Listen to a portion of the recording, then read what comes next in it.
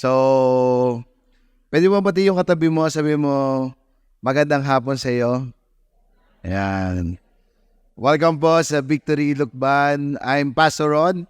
And gusto rin po namin na humingi ng paumanhin na meron po ng pagputok yung ating pong poste dito sa yung kinakapitan po ng Ongbil. So kaya po yung ating pong kuryente ay generated by the generator. Kaya po pagka nagbukas po tayo ng aircon, ay nawawalan po ng ilaw. So kanina pong umaga, wag po kayo mag-alala. Kanina pong umaga, naranasan din po yan nung umattend ng umaga. So doon po naintindihan ng lahat na ganun po talaga kahalaga ang kaligtasan. Kasi po yung init na nararamdaman po natin dito, wala po yan sa impyerno. Mas mainit po doon. So, we are in the 4th week of our series, What Shaped Us. And ngayon po, pag-uusapan po natin the sacrament. Nung unang linggo, pinag-usapan po natin yung statement of faith natin sa salita ng Panginoong Diyos. Kasunod po, pinag-usapan po natin yung kaligtasan. And yung ikatlo po ay yung pagpapabanal. At ngayon naman po, ang pag-uusapan naman po natin ay sakramento. Many of us ay nagmula sa paniniwala na marami ang sakrament. But for our statement of faith, pag-uusapan po natin ay 2 sakramento lamang.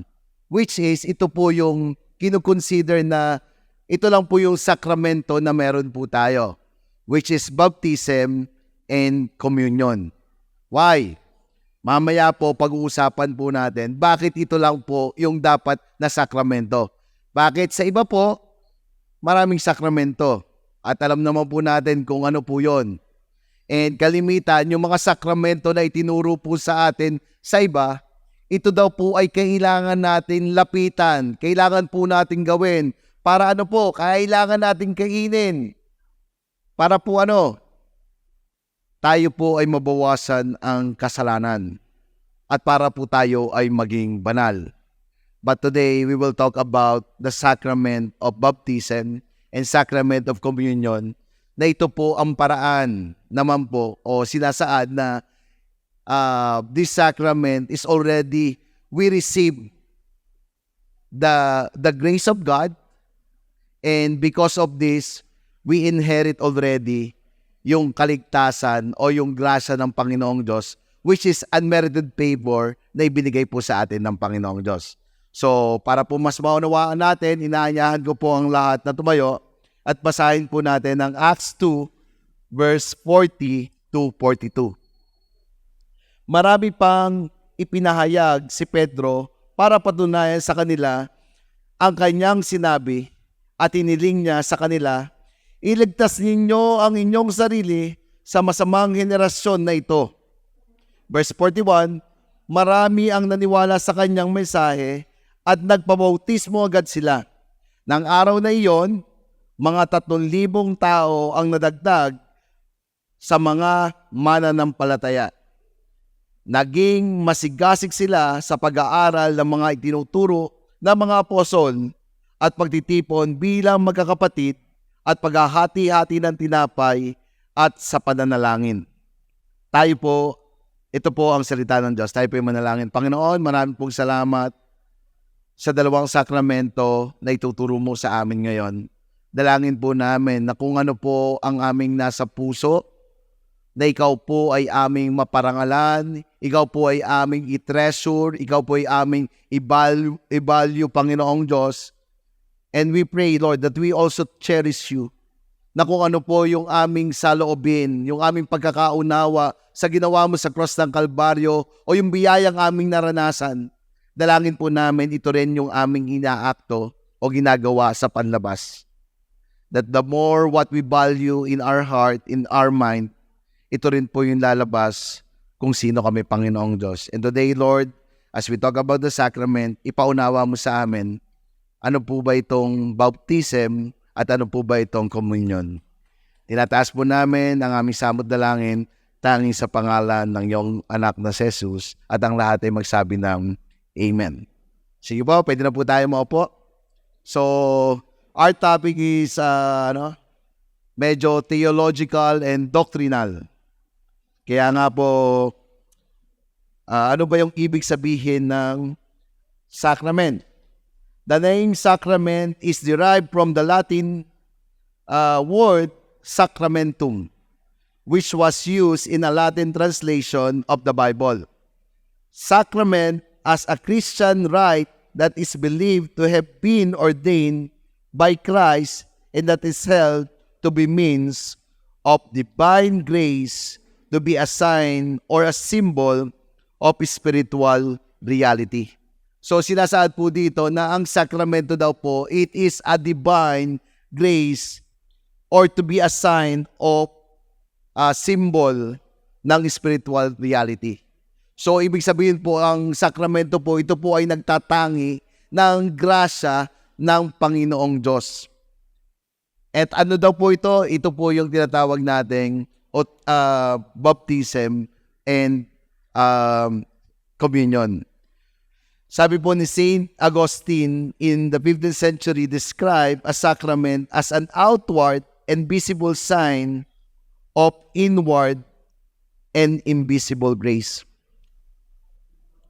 Ito daw pong sacrament na ito daw po ay yung grasya na ating tinamasa. Sino po dito? You accept Christ as Lord and Savior of our life. And we already know that we receive Christ as our Lord and Savior of our life, na kung tinanggap po natin, ito ay hindi po sa ating abilidad. Ito po ay hindi rin sa ating talento o hindi ito sa gandang itsura na meron tayo. Pero yung pagkakatanggap natin sa Kanya, ito'y dahil sa Kanyang awa at pagmamahal sa atin na ipinakita po ito sa tinatawag po natin na baptism at sa atin pong communion. Ibig sabihin, we already received the grace of God who is in us. That's why we doing this sacrament.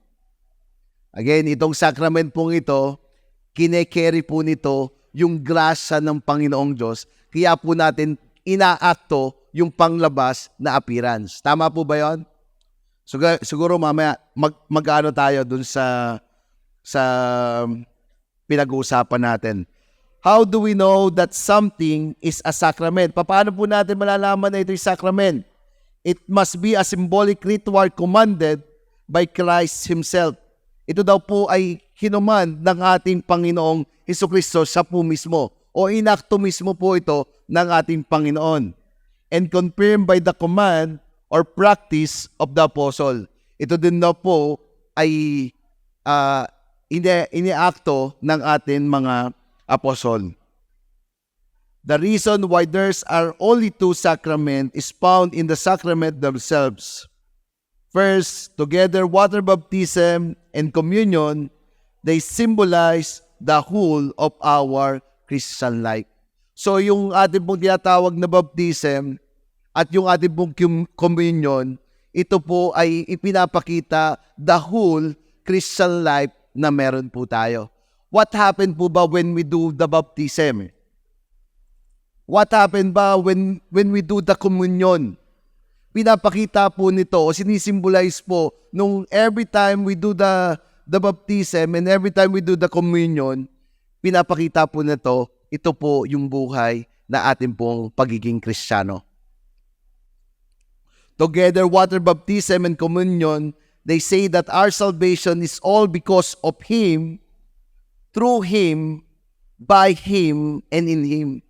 Na sinasaad din po dito na ang ating kaligtasan, when we say baptism, ang ating pong kaligtasan ay only dahil po sa ginawa ng Panginoong Diyos.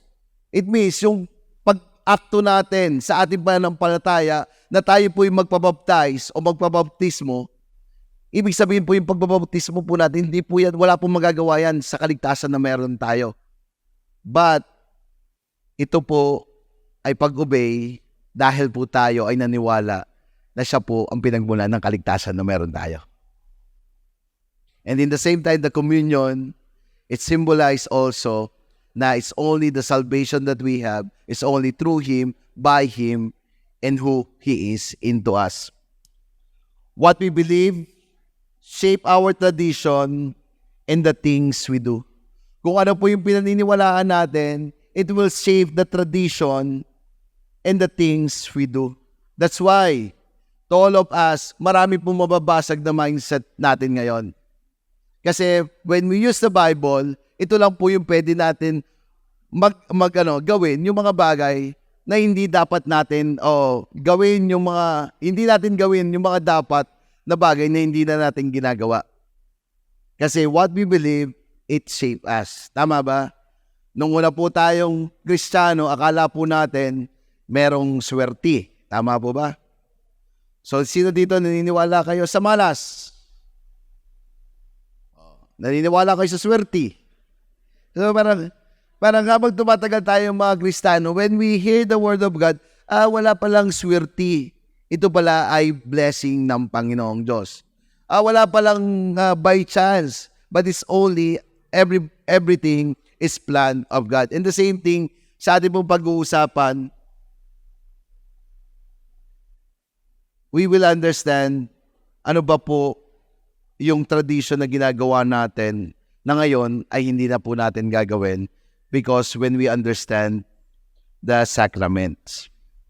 In Book of Acts, after hearing the gospel from Peter, yung binasa po natin Acts chapter 2 verse 40 to 42, makikita po natin dito na nang si Peter po ay nag-share ng gospel, marami daw pong disciple yung nabaptize in the faith and sought to follow the words and ways of Jesus. So ito po yun.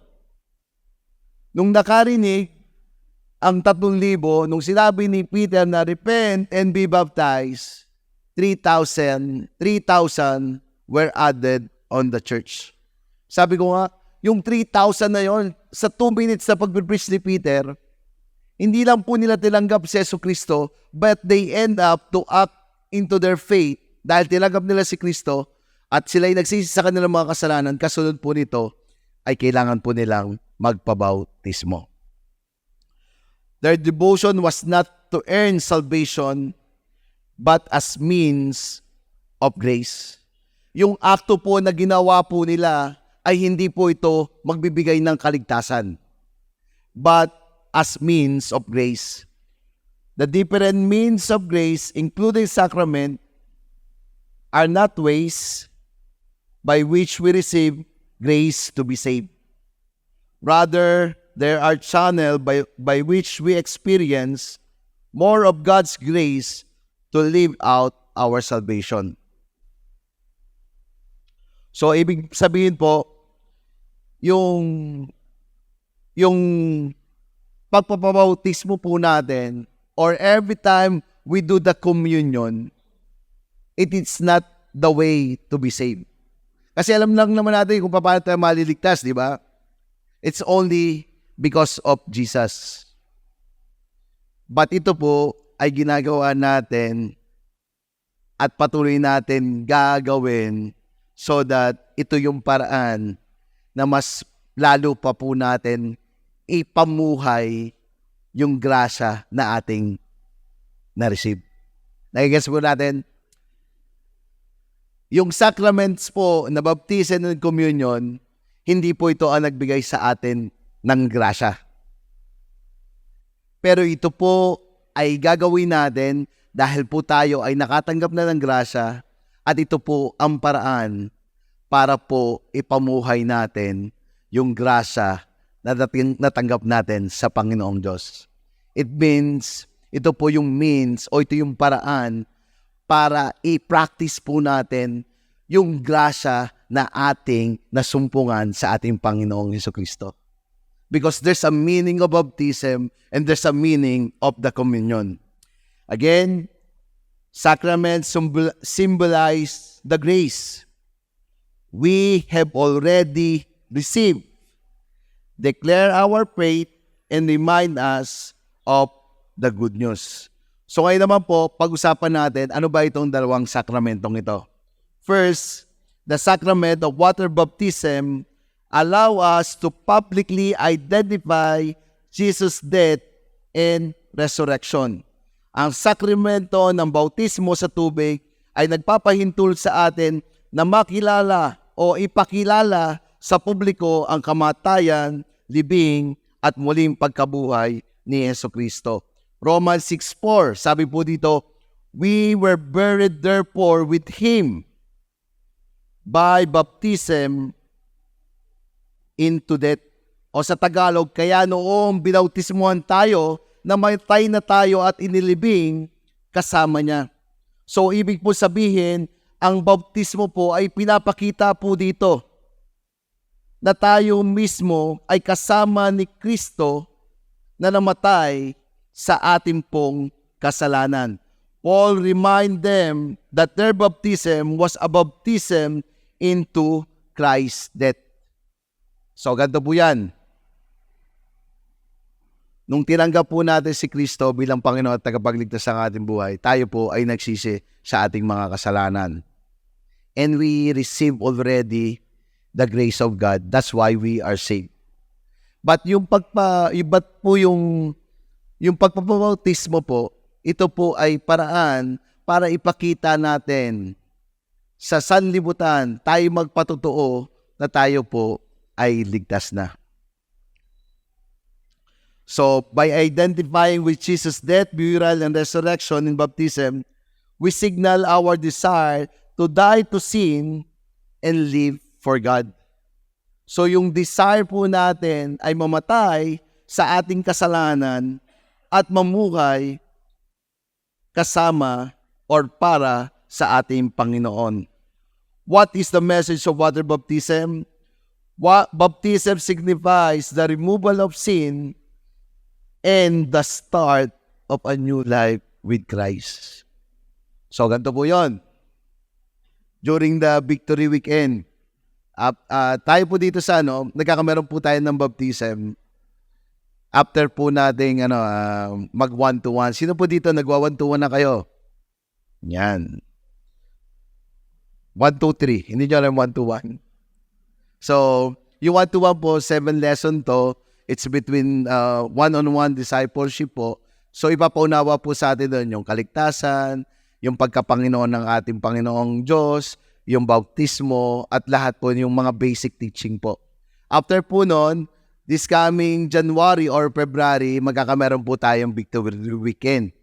And during the Victory Weekend, after po nung class na yon, maramihan na po yung baptism na ginagawa po natin. So, during the time na nandun na po tayo sa pool, tatanungin ka. Ako po, nung unang binaptize ako, I am very excited. Sabi ng pastor, Ron, do you receive Jesus Christ as Lord and Savior of your life? Yes. Sasabihin ng pastor, upon confession of your faith, I now baptize you in the name of the Father, and the Son, and the Holy Spirit. Bury in Christ, buried in baptism, and rise up again in the newness of Christ. So sabi doon, you will be buried. Kaya po tayo, hindi po tayo, ang baptism po natin, hindi po wisik-wisik. Hindi rin po tayo yung puring. Tayo po ay immersion. Na yung buong ulo po natin, buong katawan po natin ay inulubog po natin doon. It means, nung nilubog po natin yung ating sarili doon, we represent na nung namatay din po ang ating Panginoong Jesucristo sa ating mga kasalanan. In the same time, it shows about the death. Tayo po mga Kristiyano, we are already justified. Or tayo po ay wala ng kasalanan. Pero yun po ay pag-aakto, pagpapakita sa marami, pagpapatotoo sa marami na ikaw ay nagwi-witness na ikaw mismo ay namatay na sa iyong kasalanan at nung bumangon ka doon, you have the newness of Christ. Kasama na po natin si Kristo na tayo po ay bago ng nilalang. Do you remember that? Sino po dito nabaptize na kayo? Taas mo ang kamay. Yun. And it shows daw po dito na tayo po ay tinanggal na natin ang ating mga kasalanan. Through baptism, we declare that when Christ died, our old sinful selves died with Him. Yung atin daw pong mga kasalanan mismo ay namatay na kasama ni Kristo. Nung tayo po ay namatay, di ba ang kalimitan pong patay, anong ginagawa sa patay? Nililibing. Bakit? Para hindi na mamaho. And same thing, yung mga masasamang ugali na meron tayo dito. Sino po dito, dati may masamang ugali mo? Sino dito hanggang ngayon, masamang pa rin ugali mo? Nakataas pa rin ako ngayon. Pero honestly, it symbolized that we also willing to die to ourselves. Na nung si Kristo po ay namatay, ang ating pong kasalanan ay namatay na din at pinapakita po natin to sa sanlibutan na tayo ay hindi na namumuhay sa sarili nating kasalanan, but ito po ay kasama na inilibing nung si Kristo po ay namatay din po during the time of His death, burial, and resurrection. Just as Christ rose from the dead, we too will rise with Him in the newness of life. Nung siya po ay bumangon muli, after 3 days, tayo po ay kasama din bumangon niya, na tayo po ay hindi na namumuhay sa kasalanan natin, patay ng kasalanan natin, and now we live in a newness of Christ. In baptism, the spiritual effect of forgiveness of sin and entry into the body of Christ. So Matthew 3:16, and when Jesus was baptized, immediately He went up from the water, and behold, the heavens were opened to Him, and He saw the Spirit of God descending like a dove and coming to the rest of Him. So makikita po natin dito na even si Jesus, siya po mismo ay naging good example na ipinakita niya rin po mismo na siya po ay nagpabaptismo kay John the Baptist.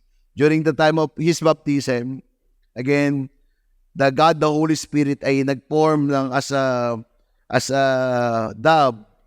And after po nun, it represent din po yung God the Father na sinabi niya doon na kinalulugdan kita, aking anak.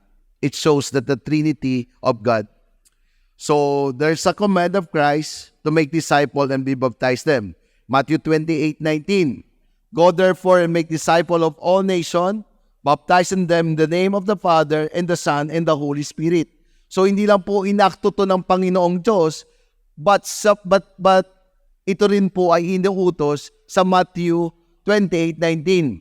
So, humayo kayo at magdisipulo ng buong bansa at bautismoan mo sila sa pangalan ng Ama, ng Anak, at ng Espiritu Santo.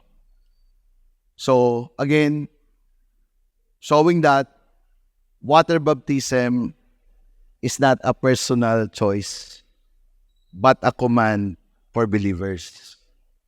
Kung among you hear that you are a believers of Christ, so if you are a believers of Christ, it shows that this is not your personal choice, but it is a command for the believers.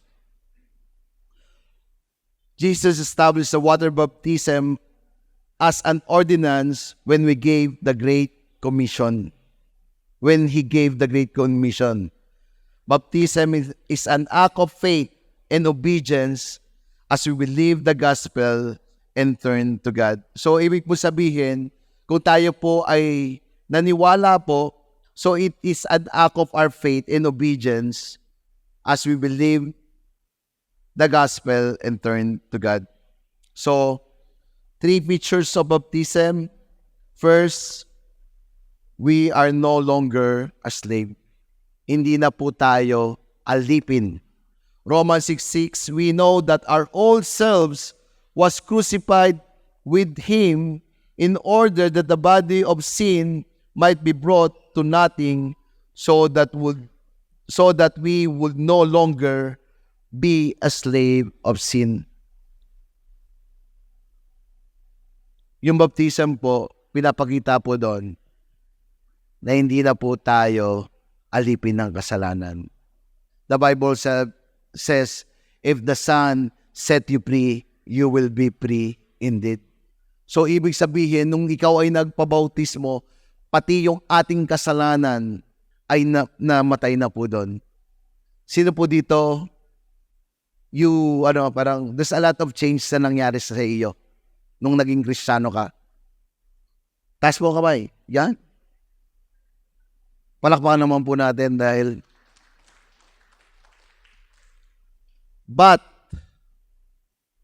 Siyempre, we living in the fallen world.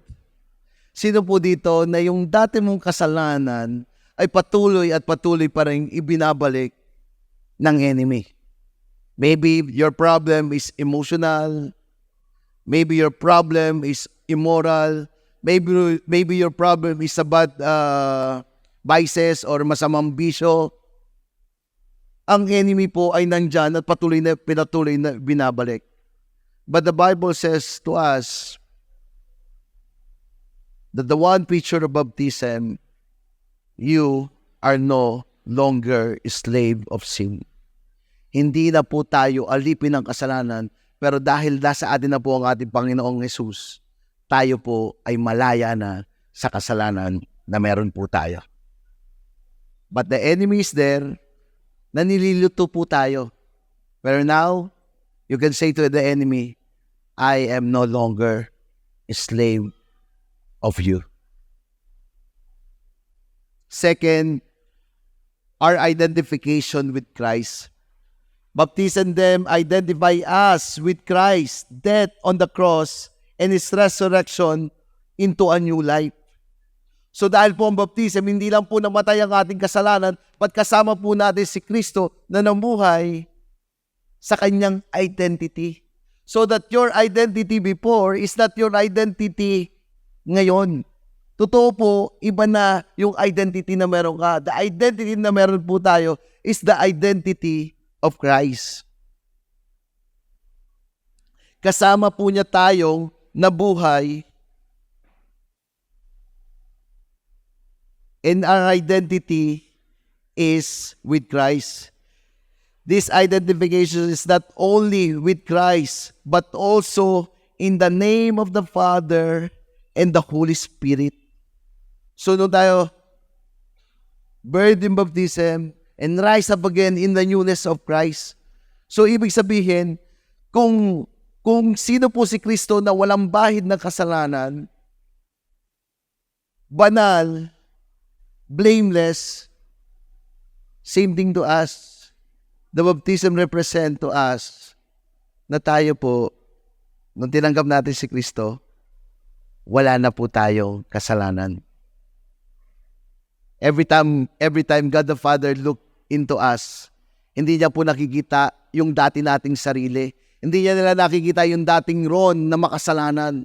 But ang nakikita niya po doon ay yung ginawa po ni Kristo sa cross ng Kalbaryo para po ako ay mawalan ng kasalanan. Ang nakikita po ng Diyos Ama ay yung kabanalan dahil sa grasya ng Panginoong Diyos. It is not, parang ako po ay hindi ko deserve yon. Tayo po, sino po dito makasalanan? Taas ang kamay! Yun. Nakakatuwa naman kayo, proud kayo. Kahapon, kaninang umaga, nagaganunan eh. Pero yes, we are slave. We are sinners. But because of Christ, we already sinless.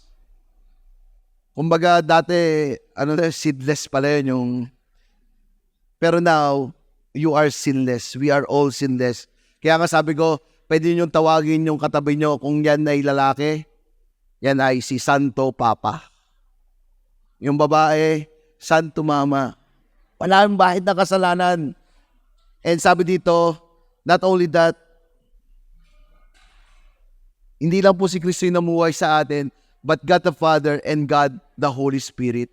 Kahapon po, we've been into say some place, and nandun po kami to cast up, parang, meron pong yung place po, nagkukos siya ng takot. Kaya po siya nagkukos ng takot, kasi nga po, meron pong nagpakamatay doon sa place na yon. So, pumunta po kami doon para ipagdasal yung place na yon. But sabi ko doon sa mga tao na kasama ko, some are the believers, some are not. Kaya po, it's also opportunity for me to share the gospel. Sabi ko lang po doon, tayo po nandito. Magdadasal po tayo, at if there's a time, atin pong paaalisin yung masamang demonyo na nandito. So parang tanong ko, naniniwala ba kayo na may demonyo? Tumingin na rin. Parang kayo po, nung sinabi ko, naniniwala ba kayo may demonyo? Nakatingin na naman po sa akin. Pero sabi ko, yes, There's a demon. Even in the Bible, meron 7 sons of Sceva that they try also na palayasin yung enemy. Sabi kong ganon. But when they tried na palayasin yung enemy, sabi nung enemy, doon sa 7 sons of Sceva, si Jesus kilala namin. Pero ikaw, wala ka mismong relationship kay Jesus. Sabi ko doon sa if we are not a believer now, hindi ko po kayo i-convert sa religion. But it is a time na kailangan po natin magkameron ng relasyon sa Diyos.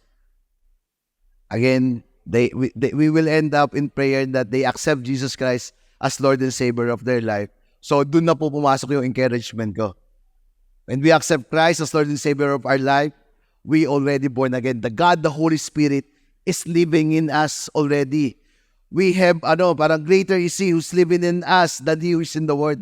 May kapangyarihan na po tayo. Yung 7 sons of Sceva, nung nagpalaya sila po ay sinaktan ng enemy dahil wala po sa kanila ang Diyos na banal na Espiritu.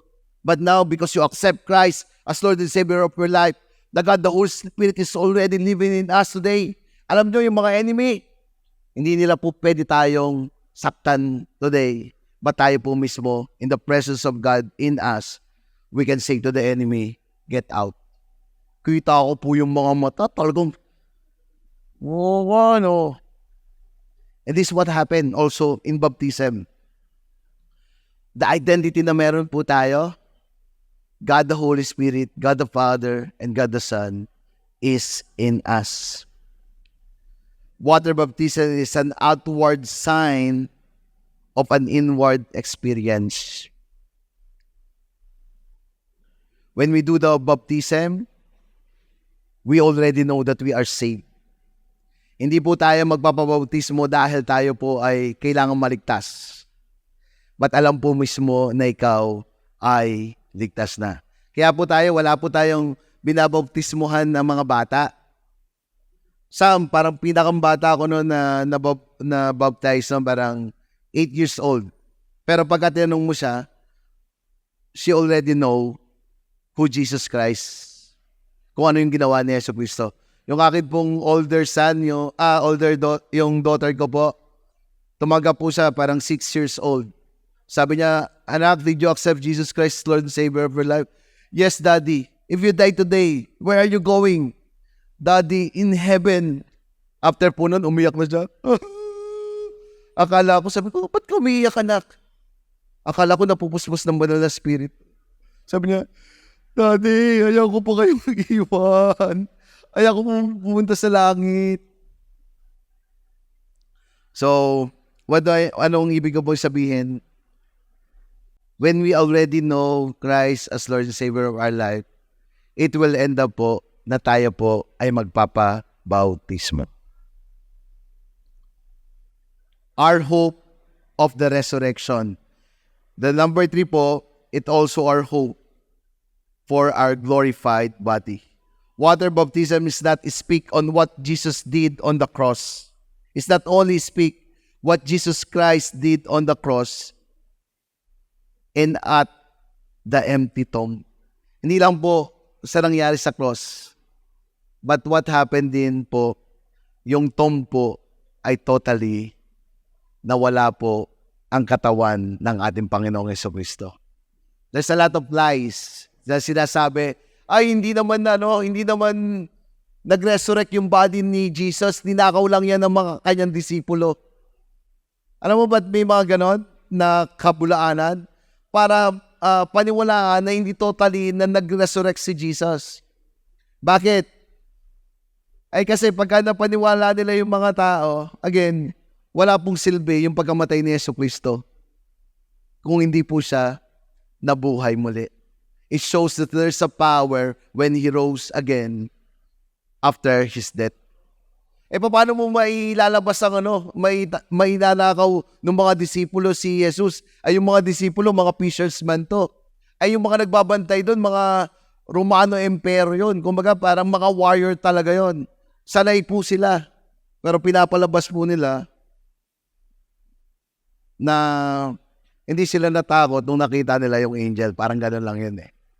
Well, Romans 6:5, For if we have been united with him in death, like his, we shall certainly be united in him in a resurrection like his.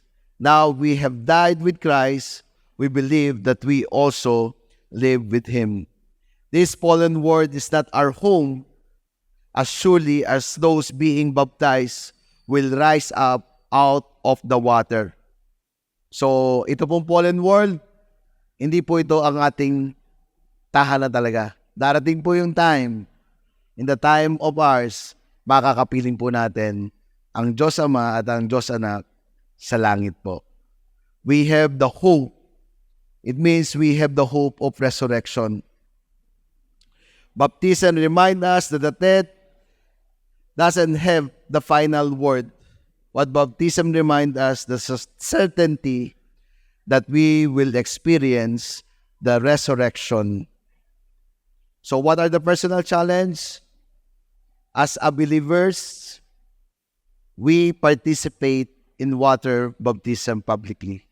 Kung alam po natin ito at naunawaan po natin yung sacrament of baptism, tayo po mismo ay magpapublicly, kung tayo po believer, tayo po mismo ay magpapublicly baptize po. So, there's a story din po, nalimutan ko lang po kung anong, kung anong date ito. Pero nung time pong yon, okay lang na sumama sila sa mga Kristiyano. Pero when the time na magpapabaptize na po sila, ito na po papasok, yung sila po ay papasok sa matinding persecution na po. So parang doon sa iba, they only attend the church and they nakikihalubilo po sila sa Kristiyano. Pero pagka po ikaw na-identify na nagpabaptize na, totally, the sufferings of being a Christian, the persecution of being a Christian, ito po ay pinapataw na po doon sa mga tao. For us today, in our time, ang Christian po or ang baptism medyo cool, tama ba? Di ba, minsan pwede mong i-post, nung ikay na-baptize, I'm already baptized in water. But nung time pong yon, when you are baptized in water, it symbolizes na ikaw mismo ay handa ka nang isuko ang sarili mo sa matinding persecution ng mundo. Even Paul, sabi ni Pablo, for me to live is Christ and to die is gain. Para sa akin na mabuhay ay kay Kristo at ang mamatay ay isang malaking katagumpayan. Ano pong ginawa kay Pedro? Kay Peter? Simple lang po yung mga persecution sa kanya. Kay Paul po pala, simple lang. Tinatanggal lang po isa-isa yung kanyang mga daliri para i-denounce po niya si Jesus. But for him, he already know that as he lived here, he died for Jesus. If you have not been baptized, sino po dito hindi ka pa baptized? You should do as soon as possible in the obedience of Christ. Sabi ko nga po, we will have a victory weekend. If you are not already doing the 1-to-1, you can message us. If you are interested to be baptized, you can message us into our page o pwede po kayong lumapit sa amin para po ito po ay mangyari po sa atin. So second sacrament that we are going to talk is about the sacrament of communion. Malapit na po tayo matapos. The sacrament of communion help us remember and proclaim what Jesus has done for us. So, ipinapahayag ang ginawa ni Jesus para sa atin. So, remember, yung week 2, yung salvation po natin, the greatness of the need. Meron po tayong matinding pangangailangan. We are all sinners. We were all in the same boat. No one is better off than another. So, there's a greatness of a need. As a sinner, kailangan po natin ang isang tagapagligtas. Pero pinaalala din po sa atin the greatness of grace. Ito po yung greatness ng grasya ng Panginoong Diyos. Hindi po ito para sa atin, hindi po tayo karapat-dapat, but it is unmerited favor. All of us are part of the new covenant and all our sins are forgiven. So nung tinanggap po natin si Kristo, all of us are part of a new covenant and all our sins are forgiven. Yung new covenant po na tinatawag, there have a easy access dahil po sa pag-o-offer ng ating Panginoon sa kanyang katawan at sa kanya pong dugo, nagkameron po tayo ng new covenant. Nung old covenant po, tayo po ay meron lang relasyon sa Panginoong Diyos o nakakapag-usap po tayo sa Panginoong Diyos sa pamamagitan po ng mga pari at pag-aalay po ng hayop. So pagka nakapag-alay ka lang ng hayop at sa pamamagitan ng pari, there's a way lang po para tayo makapag-communicate sa ating Panginoon. Kumaga, there's a time lang na, kung walang hayop na i-offer, walang priest, wala po tayong access sa ating Panginoong Diyos. Sino po dito nung nagbagyo, nawalan kayo ng messenger, nawalan ng internet, naranasan nyo ba? Ang hirap Look at the Old Testament. Bago ka makapagdasal, bago ka makalapit sa Diyos, kailangan mo muna ng hayop. Kailangan mo muna ng pare. Para i-offer yung then there's a time moment na you can access God. Pagka nakapag-offer ka na, doon ka pa lang makakadial, tut. Hello, God, kumusta ka? Miss you. Para mo bang ganon? But now, we receive the new covenant. When Christ died on the cross, when we received that, yung sinner na man and God the Father have a easy access. That's why as a Christian, kanina po, even mainit, di ba? Ramdam niyo yung init kanina. But we can worship God. Why there's a joy when we singing that? Because we have now access to the Lord. Di ba dati parang alam mo yung pagka uma-attend ka sa iba, nung hindi ka pa, sa iba ka pa uma-attend, parang ka lang, hinihintay mo lang matapos, pagkatapos mo, back to the normal. Puro lagi parang yung galing mo lang, yung abilidad mo lang. Pagka nakasawsaw ka na, at ka na, parang feeling mo, huli na uli ako. Pagka nakasuko ka na nung sacrament na tinatawag nila, ako'y sorry. Di ba parang gano'n, parang okay ka na kagad. Again, the seventh sacrament that they have, it teaches us na parang mas mag-rely tayo sa sarili natin.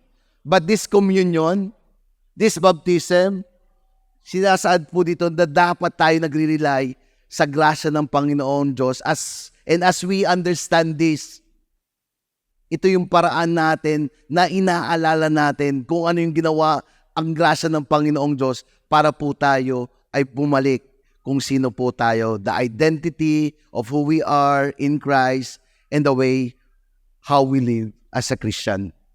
As I end, the greatness of His grace, we have all relationship with God and we can enjoy the fellowship with Him.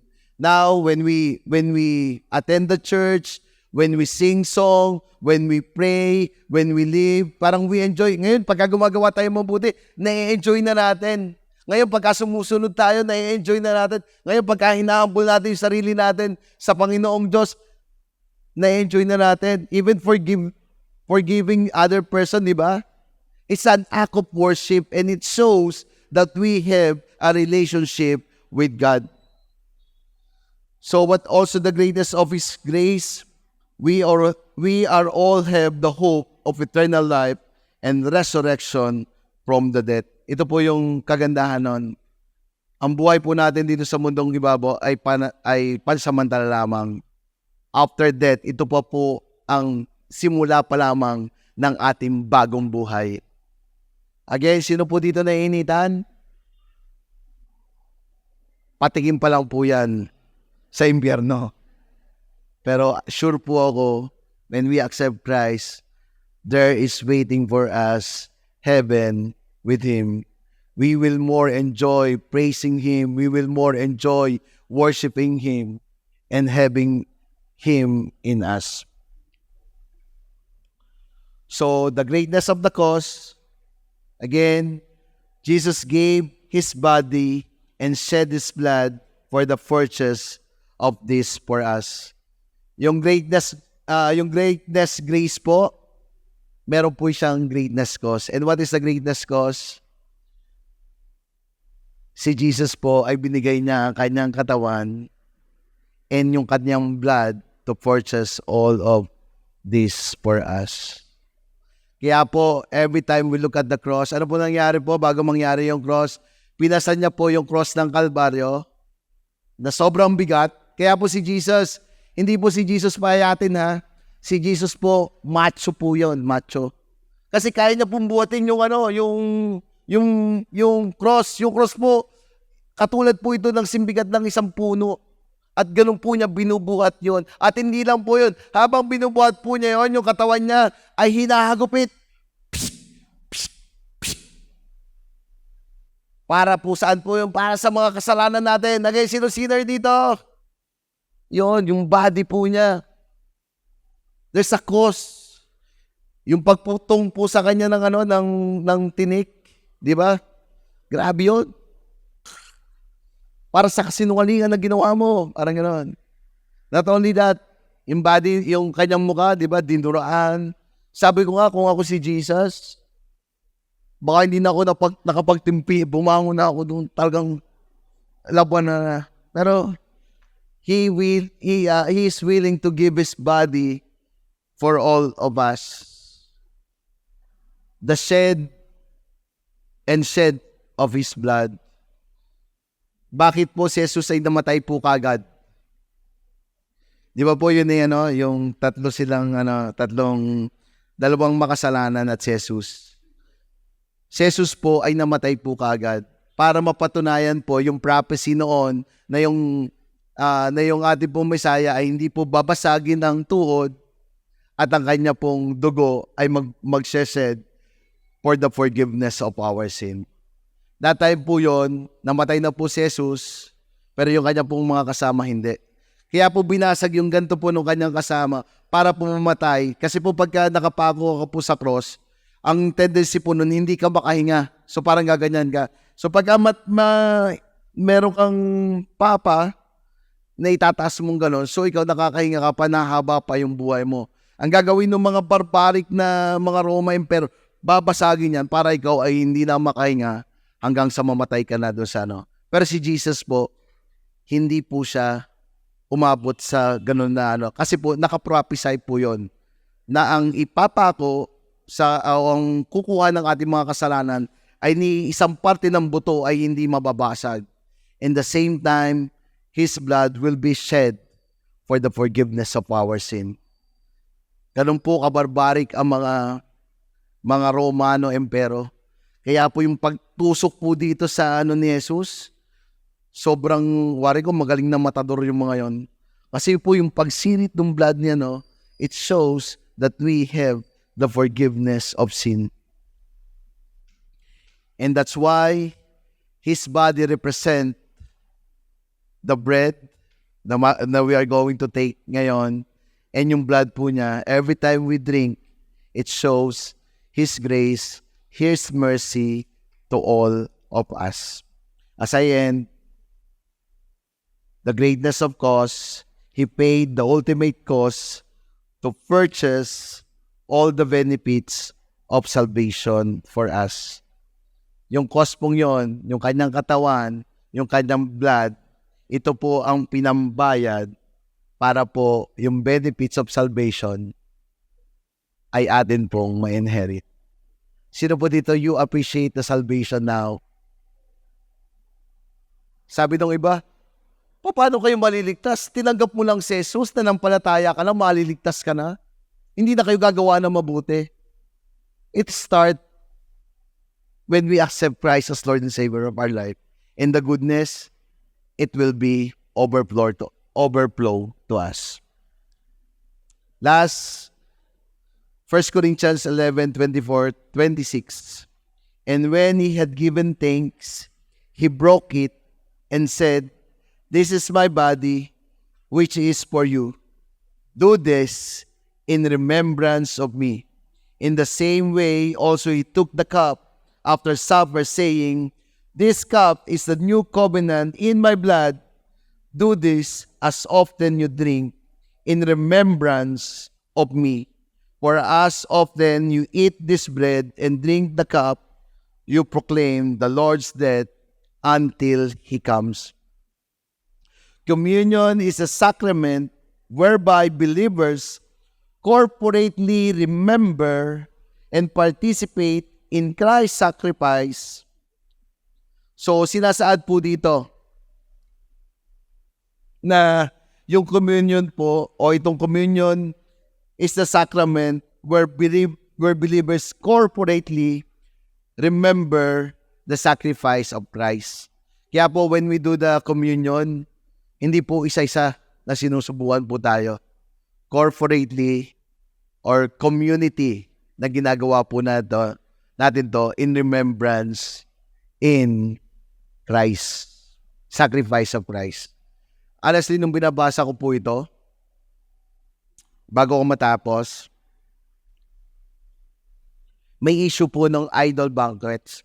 Kasi po nung time na to, yung when you read the 1 Corinthians chapter 11, 17 to 34, parang pinapagalitan po ni Pablo yung mga taga-Corinth.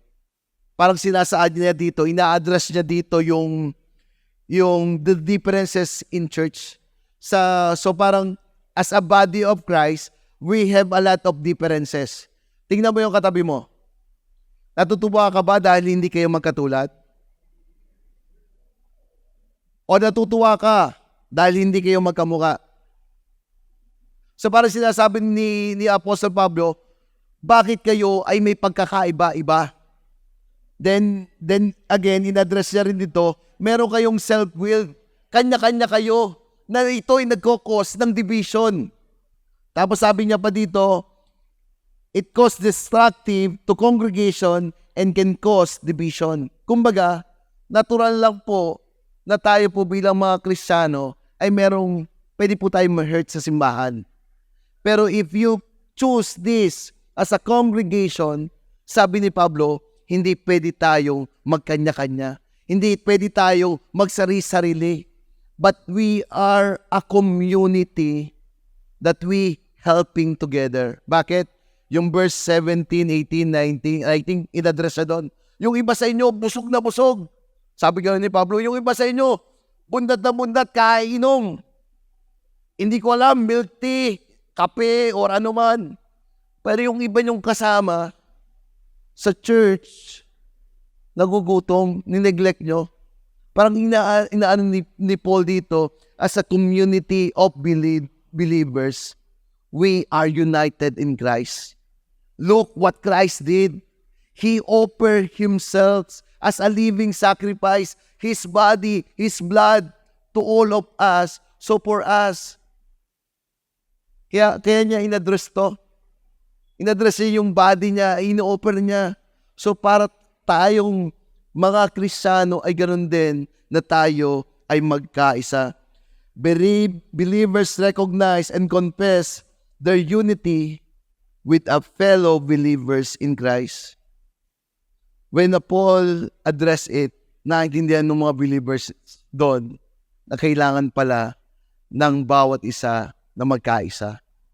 Tingnan mo yung katabi mo. Pwede mo bang sabihin, kailangan kita?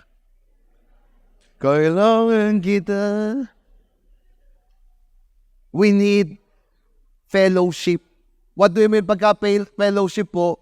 It's a shared life. Lives. Hindi po tayo nandito lamang dahil tayo ay nagre-rejoice dahil sa lahat ng mga gandang nangyayari. But in time of need, your fellow believers also there to help you. Pwede mo bang sabihin sa katabi mo, peace be with you? Yeah.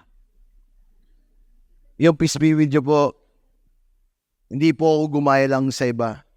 But it shows, as a believer, kung meron po tayong nakasamahan ng loob, pinapahintulot po o sinasad po sa atin dito na hindi po natin ito dapat kimkimin. but tayo po ay makipag-isa. Whatever or kung ano man, gaano man katindi po yung ginawa sa atin, but in the end, we need to have a unity as a kapwa believers. And today, we will take the communion. Can we all stand up? Can we pass the communion element? And because of His blood, we now confess our inclusion in the new covenant relationship with God. In application, we are a member. We remember His body, which was broken for us. That's by His wound, we may be healed. Again, yung kanya pong dugo ay sined para po sa ating mga kasalanan. And because of His wounds, we have healed. Lahat po ba ay meron ng communion element? Now we're going to call Mark to exhort us. Thank you, Lord. Pwede ba natin palapakan si God as we pass on the communion elements? During Pastor Rod is addressing the communion and baptism, I was just reminded how, alam niyo yun, hindi pinakomplikahan ng Panginoon kung paano natin maaalala yung ginawa niya para sa atin. Why? He shared this communion through a meal, sa pagkain. At kailan lang po ba tayo nagkakasama-sama madalas? Sa pamilya, sa bahay natin. Mga kaibigan, saan tayo madalas magkakasama? Pag kumakain. Hindi mo katabi mo, gutom na ba? Hindi pa naman. But,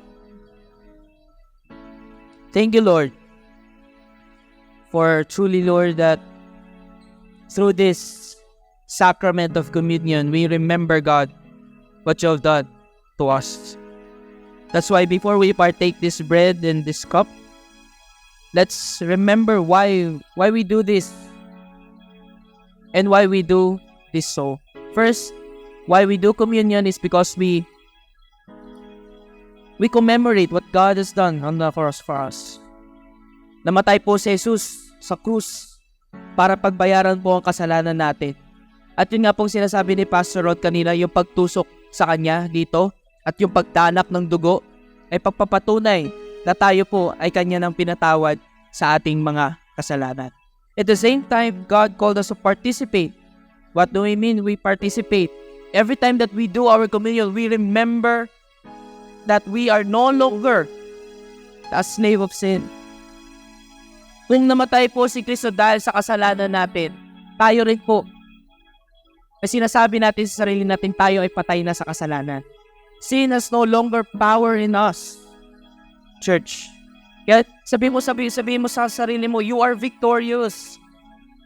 Wala nang kapangyarihan yung kasalanan sa akin. And that's why we participate. We participate in this communion. That's why we are called, yes, we are dead to sin, but we are called to live a holy life. As God, as Jesus lived His life here on earth, sinless, holy, blameless.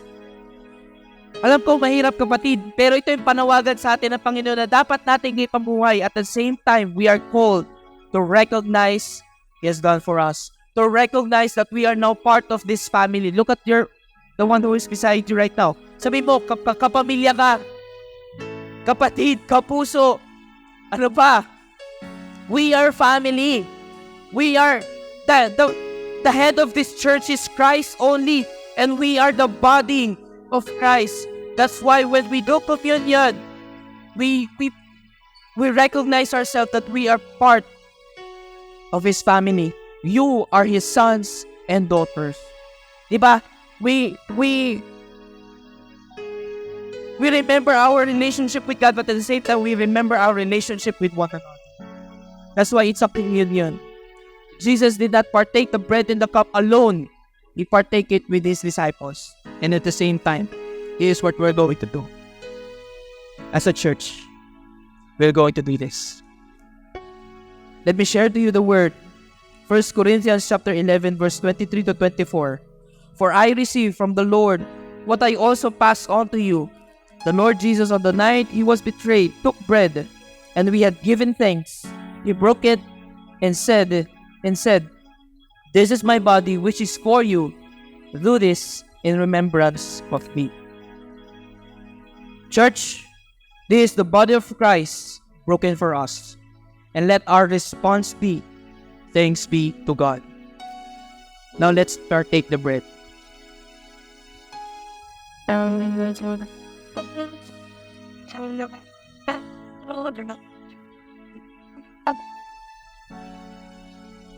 Verse 25 to 26. In the same way, after supper, he took the cup, saying, "This cup is the new covenant in my blood. Do this whenever you drink it in remembrance of me. For whenever you eat this bread and drink this cup, you proclaim the Lord's death until he comes." This is the blood of Christ, shed for you, shed for me, shed for everyone, shed for us. And let our response be, thanks be to God. Let us now partake the cup.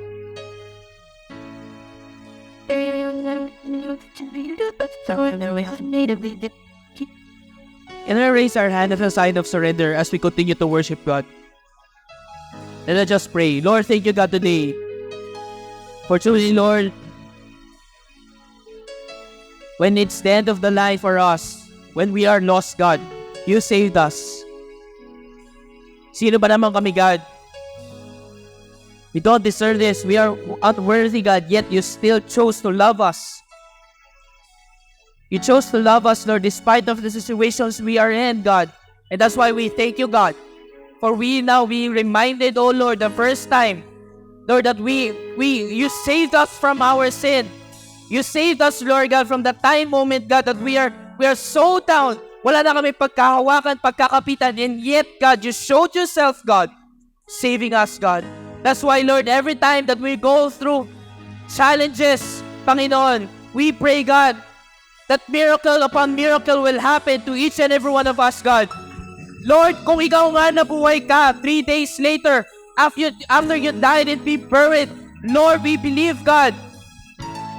I believe some of you are praying, Lord, may pag-asa pa ba na mabuhay ito? May pag-asa pa ba na may resurrect itong business na to? Or, Lord, tatanggapin na lang ba namin na mawala itong bagay? I believe God is telling to you, church, if this is you, pray for resurrection. Pray that God will bring miracle to your family. God will restore your relationships. God will restore your relationship with your father, with your parents. And if you are here a couple, God will restore your relationship first to Him and to you, to both of you. And if you are here working, maybe you are praying for direction from the Lord. Lord, is this the dead end? Dead end na ba to, God? But I believe God is opening a new doorway. It seems a dead end, but God is too good. God will open a doorway for you. Believe. Believe. Yes, with man it's impossible, but for me, says the Lord, it's possible. Believe in me right now. If you are a student here, natapos na yung prelim, Lord, ito na ba yun? Wala na ba pag-asa? No. You are an overcomer. Kayang buhayin ni God yung namatay mong grade. As you declare, Amen and Amen, Lord. You will reign forever in our lives, God. As we see your goodness and your glory, Lord, we will declare, God, that you are with us. Can we sing this song?